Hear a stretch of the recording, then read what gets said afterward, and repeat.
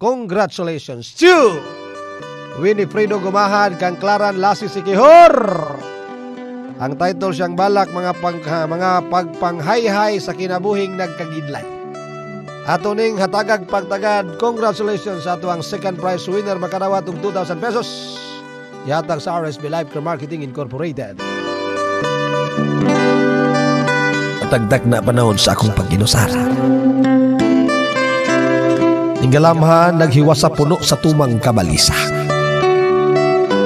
Ining mihasmag ka na kong gumunhap, mabugat kong problema. Miabot ka wa damha, mitumaw gawa ko paabot ha. Taliwala sa kagabiong mamingaw, mudapyog ning kalawasan ng hinuyuhoy sa hangin na bugnaw.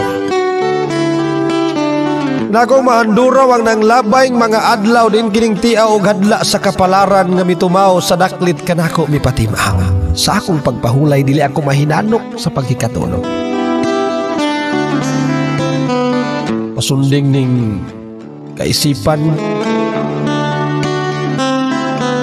ang kahinuklog og tiaw kong kalibo. Unsaon ko kaha sa pagsugakod ning kalisod daw ang kalibutan nga kanako ang midakog. May aksyon naman gani ako og talaw nawad-an sa kaisong ning problema unsaon ko sa pagbunto. Makapangalot naman lamang gani ako bisan og dili katol. Ba magyama-yama sa hilo, magbagot-bot og magbagulmon.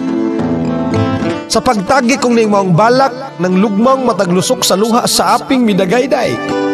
Ipangandoy ko naman lamang mas maayo pa'y mamatay aron sa problema ako makapahulay. Dili sayon, dili tiyaw, dili alim ang mihasmag ka na akong problema.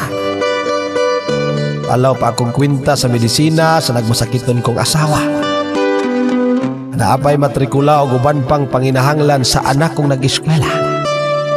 Asa ko naman pangitaon o pudyoton ang maong kwarta nga nahawa naman kining akong bunsa. Ning panumduman daw naglakaw sa dalang mangiob o mangitngit. Ning kaisipan na bulit sa ilabihang mga pagsaka.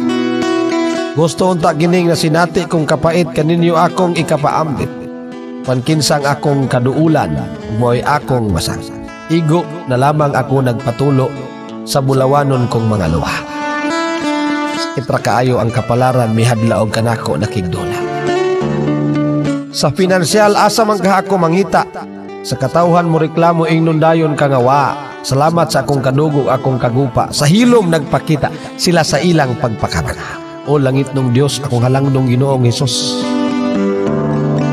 Mas apa matapos kiningkutay sa akong mga pag-antos. Bugat na kayo ang tanang pagsuway nga gihambin og ako karong ginasapnay. Ibati ko na ang kakutas o kabudlay dinuyogan ng kinabuhi kong nagkagidlay. Mga panghayhay sa kinabuhing nagkagidlay, mga pinalanggang tigpaminaw sa tudling sa mga garay.